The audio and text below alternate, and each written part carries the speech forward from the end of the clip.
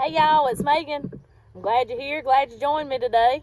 I just want to say, first and foremost, thank you so much for 5,000 subscribers. I just can't believe it, honestly. When I started this channel a couple years ago, I don't know, I didn't think people was interested in this kind of thing, but apparently a few of y'all are, and I'm glad I get to share a little bit of my life with y'all and teach you some stuff along the way. So today, in celebration of 5,000 subscribers, I thought I'd take y'all on a little tour, show you kind of what we got going on here on the farm. Hopefully give you a few tips along the way, how to make sure your homestead is working for you and you're getting the most out of your animals, out of your plants, out of your garden. So I just want to take y'all around and show you what we got going on. So y'all come on. All right, first thing we're going to look at, this is our personal garden right here at the house. Stuff that needs to be picked quite often, we plant up here. Tomatoes seem to do pretty decent up here, so I've got a good 3 rows of tomatoes across here. You may be wondering what this string is that goes across each one of the rows. We laid our rows off, so when my husband comes through with the tiller, when we're getting the weeds out, we ain't running over no plants because we got good straight rows. So got a few little herbs right here, and then part of a row that we ain't put nothing in yet. I got some basil and some oregano here. Nothing else really has come up. We've got some sweet corn. Oh, it is coming up, I just saw it.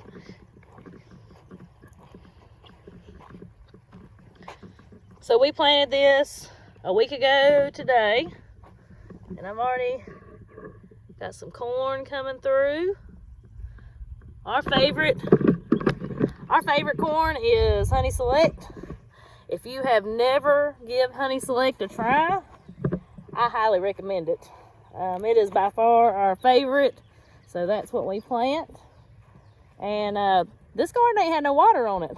We didn't know that if stuff start coming up yet or not. But if you remember from previous videos, I had my chickens out here all winter. The chickens stay in this garden all winter. So this dirt's real rich with chicken manure, with leaf mulch, all that. So this is some super rich dirt. My cucumbers are already coming up. Let me show y'all here. Cucumbers are coming up down through here. See there? And just from our experience, cucumbers and squash, zucchini, those type of things, we always plant them from seeds. They seem to do great just planting them straight from seeds. We don't start seeds indoors, nothing like that. We put them straight in the ground. I've got some sunflowers coming up here that reseeded from last year, so I'm just going to leave those alone. They're right here on the edge of the garden. I've got a few of those. Cabbage plants. We just have planted those, so they're still tiny. So we have a deer problem here in this part of North Carolina. If you don't, count your blessings. If you don't have any deer where you live. But that's what this fence is for. But we also utilize this fence as our grapevine trellis. So, you know, kind of a dual purpose there. Then I've got a tiny little raised bed here on the side. And I'll link the video here in the top. But I planted this several weeks ago. I did a video about how to plant onion sets. These are my onion sets, y'all. They are looking good, good, good. Look out through there. They look real good. This is the lettuce and kale that we also planted in that video. And we planted some carrots, but they didn't do too hot out here. I got some dill coming up, dill everywhere. So, you know, that's our little raised bed. These right here, these onions, I'll leave them until they start falling over. Then I'll come out here, either falling over or seeding out. Hopefully we don't want them to seed out. If they do, it don't hurt anything. But if you start seeing them seed out, it's time to go ahead and pull them. But I don't have any doing that just yet. So we'll wait on them to start falling over. And see, like some of these are already wanting to fall over. But they ain't ready, they're still little, so hopefully they'll stand back up. I have my live pest control right here and over there. Now I do want to show y'all this. we started these seeds. Y'all look here. Y'all tell me in the comments what this is, and I'll come back to it later in the video. If you can guess what this is, leave it in the comments. We're trying to plant as much food as we can in different places. This right here is a fig tree that we're gonna plant somewhere. We ain't decided yet. I got a darn pot full of carrots. I think we got too many in the pot, but it might make something. My pot's out here. Strawberries. I ain't got no berries off of these yet, but these are those Tractor Supply ones that we bought that you saw in a previous video. Cabbage plants in these pots here. We try to utilize our space. I mean, we have almost 20 acres up here. We try to utilize our space as best we can to live a sustainable lifestyle. So what that takes, whether you got an acre or you got 20, is use your land the best you can. Utilize every square inch if you have to grow your own food, to be sustainable. I do want to show y'all this though. No, you can't eat it, but this is probably my favorite flower besides my hydrangeas on the whole place. Yeah, it's just beautiful. It's my favorite. I am partial to my flowers. These big azaleas here are really old. For those of you that don't know, this was my husband's grandparents' home, and so his grandmother planted those a long time ago. All right, so let's show you here. Here I've got a fig tree. If you've never had figs, they are delicious. Fig trees do get big, but you can cut them back, you know, in the winter if you need to. And I've already got some little figs coming on here. Right there's a fig. This one's not per se loaded, but we just planted it last year, and they grow pretty fast. Over here's a fig. So we'll get a few off of it this year, hopefully, if the birds don't get them first. This is my rosemary.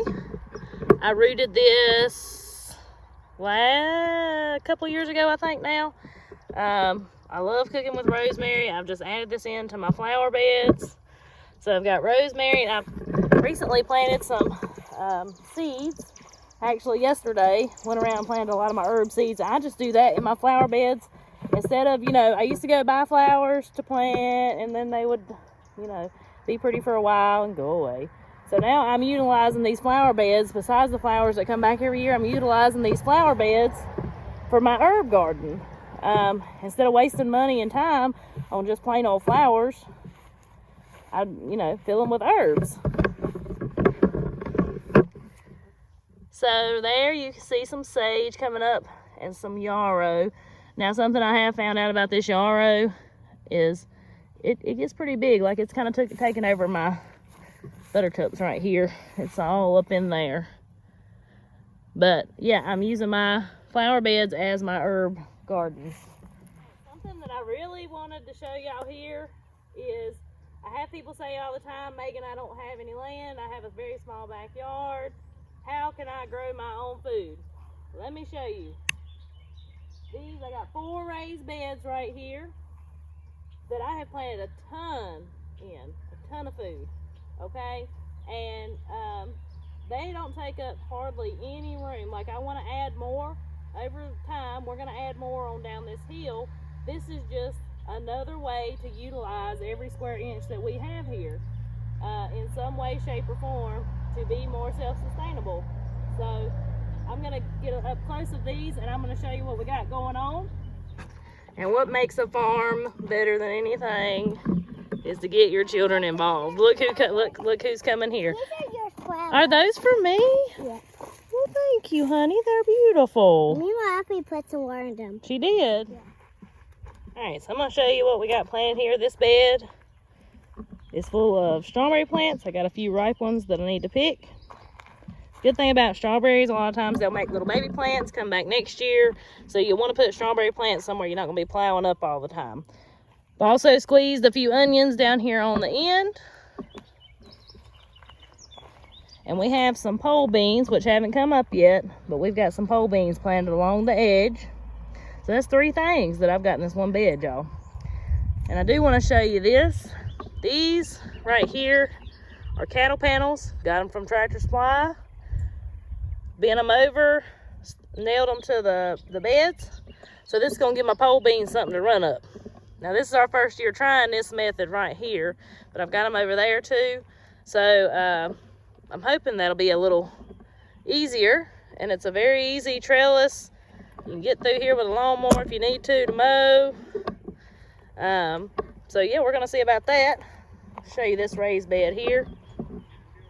We've got garlic. That's a type of lettuce mixture.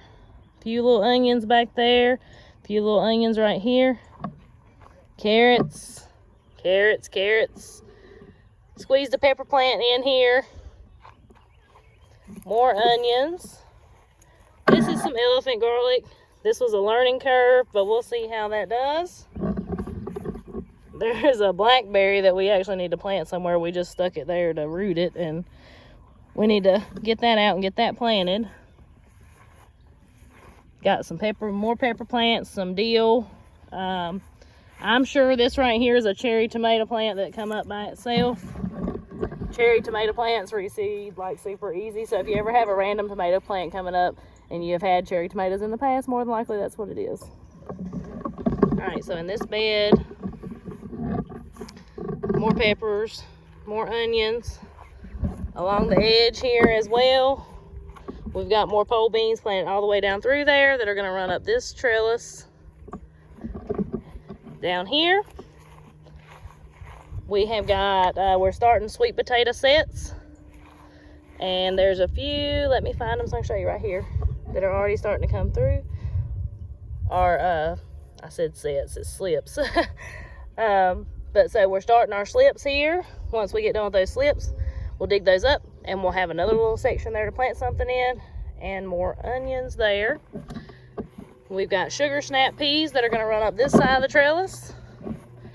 And they're coming up beautifully. I like to just eat those raw. I don't even cook them. I just like to eat them raw. But they're coming up along the side. And I want to sneak over here and show you something. Maybe they won't see us.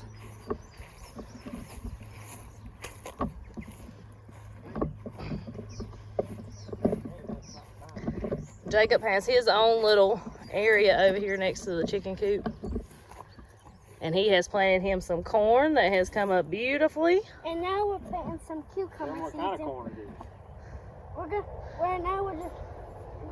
So this is popcorn, and now we're gonna plant some better boys, and we already got some cucumbers.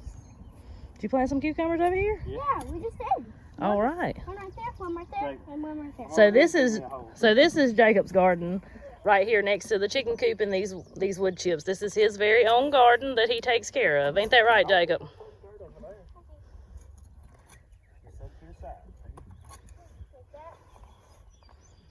Dig a deep hole. I can't, there's a rock.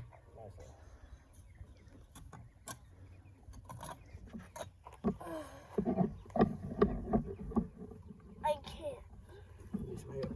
Yeah, I can't reach.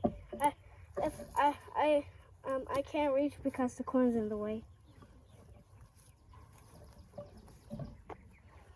There, now we gotta find somewhere to plant these other two. One right there, one right there, one right there. Well, golly, you want them that close? Alright, y'all remember my composting video? So I've let my weedies out, and they're actually, let's see if I can get my camera to move. They've actually grown quite a bit since that video, if I can get this to focus in there.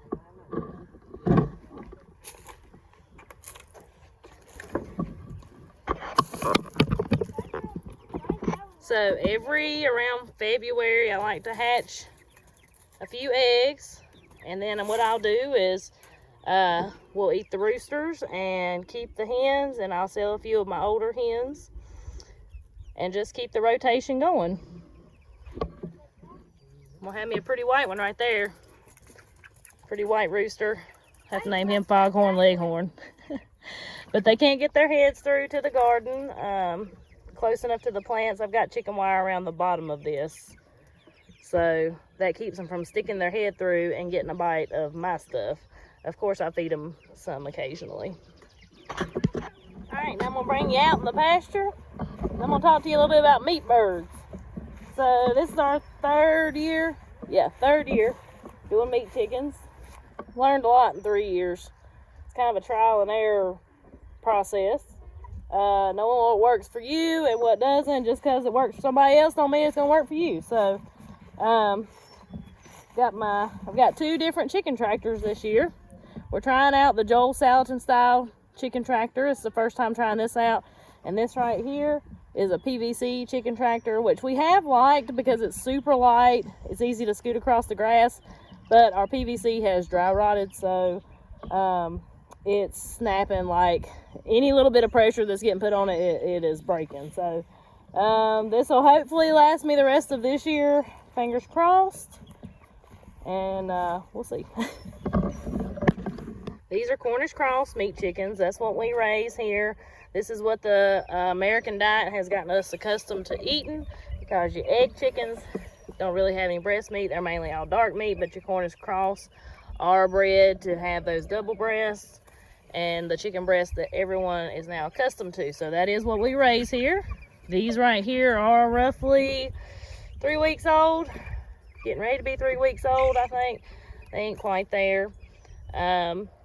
But I've got about 55 in here, and they do get moved every day because of that right there. We don't want them be standing in their poop too much, so we do move them every single day. Make it a little bigger. Usually goes to twice a day. So up here, these meat birds are roughly 5 weeks old, getting ready to be 5 weeks old.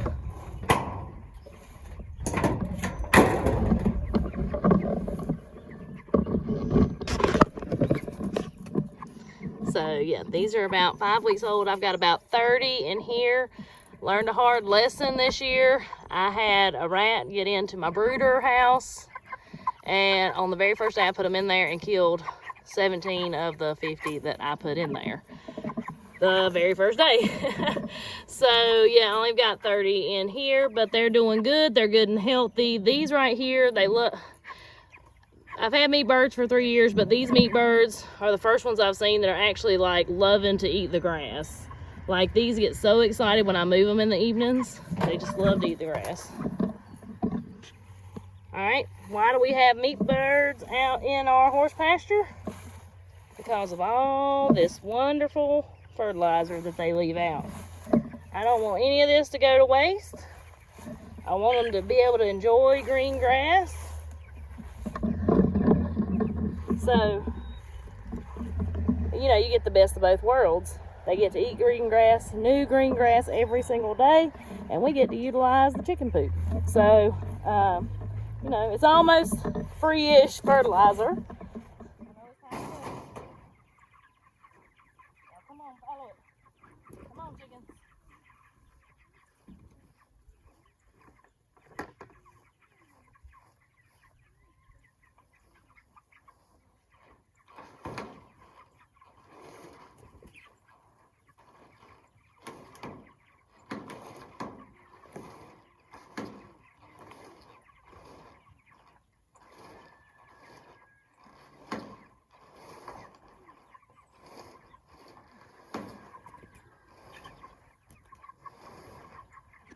All right, moving on to another flower bed. So these are just flowers that do come back every year, so I've left them alone. But we've got some blueberry bushes. And our blueberry bushes are absolutely loaded this year. Just absolutely loaded. So it's another way, like I said, utilizing every square inch. So we got 4 blueberry bushes here. You can see my milking stanchion right there. That's where I do milk my cow, and we made it the way we made it so we can move it around. So she's not standing in poop or mud. If it gets muddy there, she's not standing in it. So we did put like skids on the bottom so we could pull it with our side by side. And now we have tried moving at one time. She wasn't a fan. There will be a video coming up sooner or later about things people don't tell you about having a milk cow. And I've learned a lot over the last couple of months about having a milk cow. So I look forward to doing that video. Not ready to do it just yet, but there will be one coming out soon. Alright, we're going to wander down this way to our little orchard, as we like to call it. And I've got, see if you can see it here. I've got 2 peach trees, a pear tree, and a bunch of baby apple trees.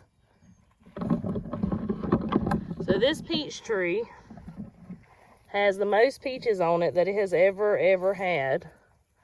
Y'all look close as I'm showing you through here. I mean, loaded. The blueberry plants are loaded. This peach tree is loaded. I mean, just peaches all over it. We've never got peaches off this tree. Not even one. And it looks like that might change this year. And so what I'm wondering, is God preparing us for something? You know, because as I've said in previous videos, He will take care of us if we try to take care of ourselves. And I just can't help but wonder, is this a sign? Y'all leave in the comments what y'all think about that. You know, is this a sign of something that's coming? Is God preparing us for harder times? Check out this peach tree, another one that I have never got peaches off of. And there are peaches everywhere. Everywhere.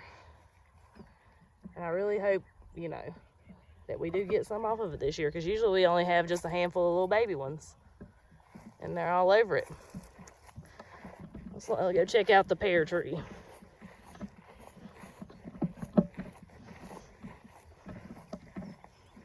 It's loaded with pears. Again, this pear tree has been here for years and we have never got pears off of it. It's never even had baby pears on it. So it too is full.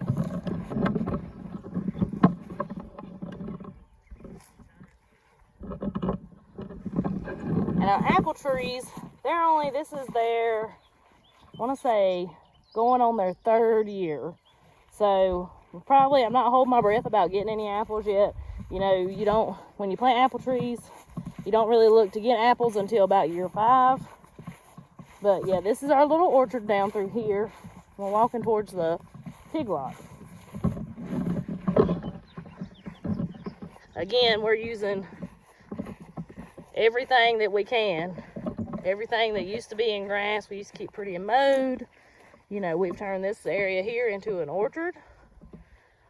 Use flower beds for herbs and berries. And so I'm going to show you what my little pigs are doing here. So we've got us some Premier 1 netting around. This right here is going to be a field. This is a cover crop that we planted on this field last year.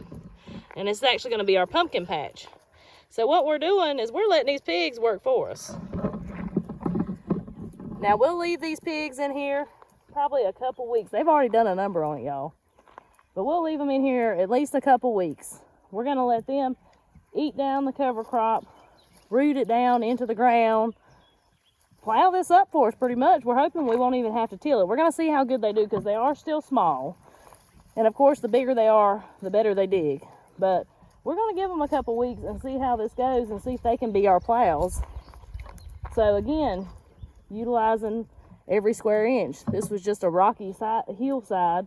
Last year we put our big hogs on it to get it completely cleared for us. Went in the fall, planted a cover crop, and now we're letting them do our plowing, and it's going to be a pumpkin patch. So we're going to see. I am very excited about that. And I'm going to come up here and show you some more berries. This is all, I'm sure y'all have heard of permaculture. There's tons of videos floating around YouTube about permaculture. Permaculture is really, what it is using the laws of nature to run your homestead or run your farm, to live this sustainable life. That's what permaculture is. And so, I mean, that's what we're doing with these pigs. I would consider this permaculture because we're just letting pigs be pigs. But they're technically working for us. And we'll go behind them and plant something. And then, guess what? once we harvest the pumpkins, the pigs have more green stuff to eat. And then we'll let them back in there and they'll have more food. I just think it's a really neat concept. We've really come a long ways here from the way we used to do things. And I think it's for the better. All right, so again, we've utilized another hillside that's right here next to our pig lot. And so here we've got some muscadine vines, we've got blueberries, and a lot of blackberries. And I think we got some raspberries out here somewhere. Now, I don't know that we'll get any fruit off of those. We'll see. We just planted those in the fall, so I don't know that we'll get anything this year. Now we're headed down the farm road. I'm gonna take y'all to my laying hens. We just have to drive to those right now. Had to make a quick little pit stop along the way. There lays Fancy, laying there chewing her cud. And there's Belle. She's the one I'm currently milking right now. These are both Jersey crosses. Just sweet when they want to be. It's just something peaceful about a cow laying down chewing the cud.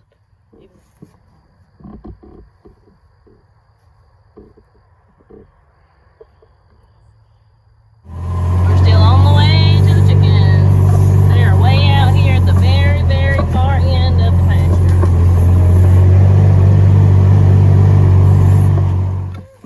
They've made them a dirt bath out here.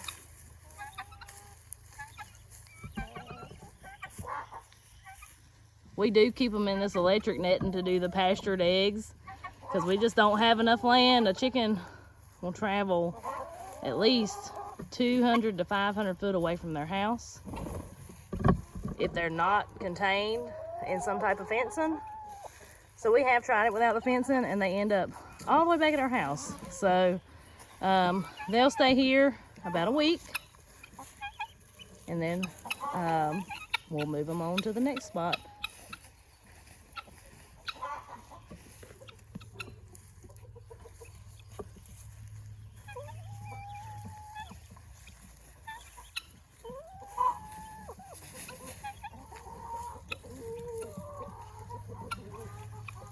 I love to watch chickens take dirt baths.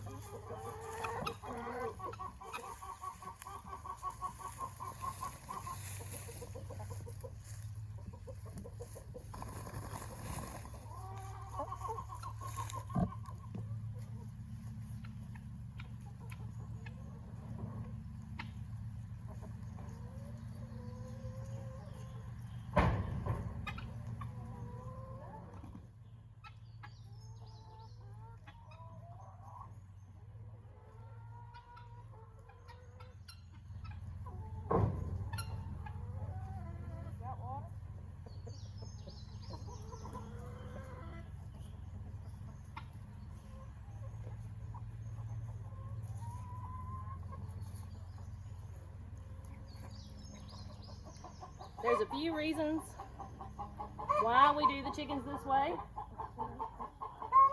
The main reason is for the health of the flock.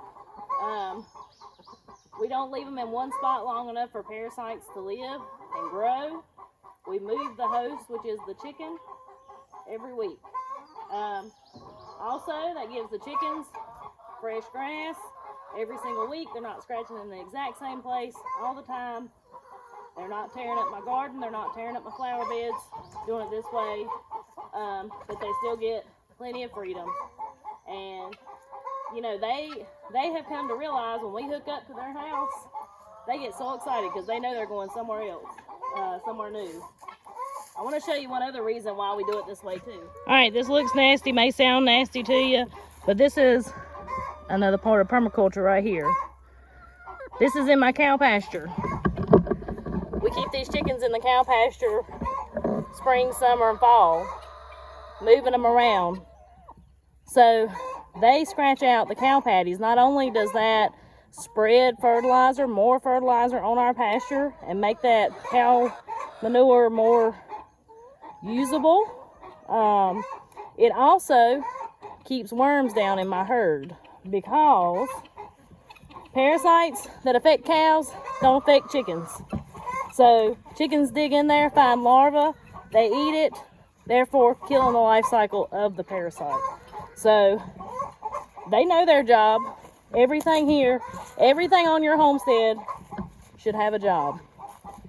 If it doesn't have a job or it's not doing its job, it's time for it to go. Now, I'm a good one to be saying that because I do have 2 horses. I know as soon as my husband watches this video, he's going to call me out on that. My horse's job is to keep me happy. Okay? So I feel like he has a job, kind of, sort of. But for the most part, all the animals that live here, they all have jobs. And they all do a good job doing exactly what nature intended. Cleaning out underbrush under these trees. I mean, they have just went to town. Digging out the cow pies. Living life. Being happy chickens. Now we're going to head to the last stop of the day.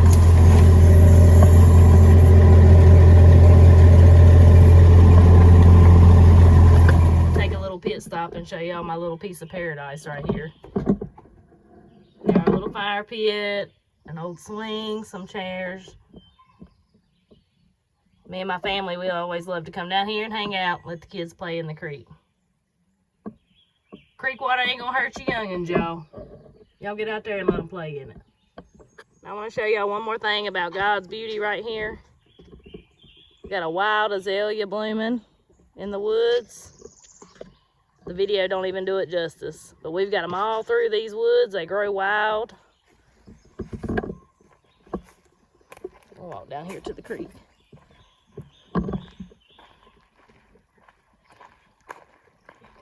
Yep, this right here is our little piece of paradise.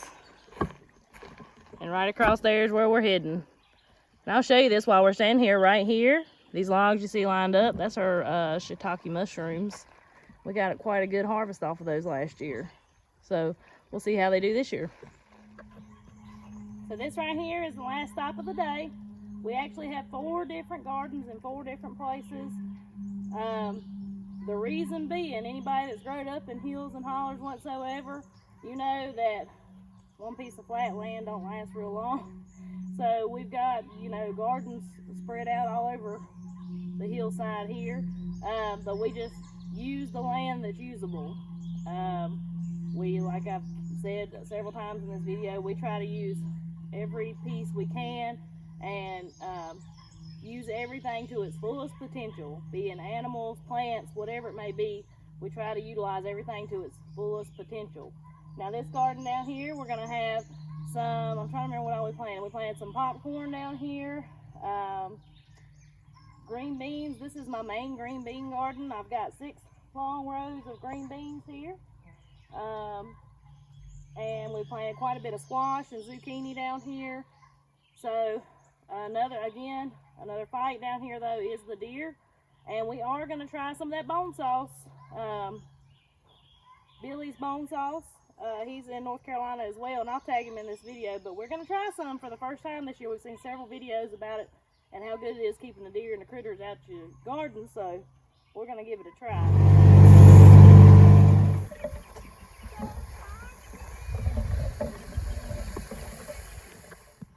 Alright, before we end today's video, we're going to revisit these plants I asked y'all to identify earlier. Did any of y'all guess it? Alright, so these plants are burley tobacco plants. Now, we're not tobacco farmers.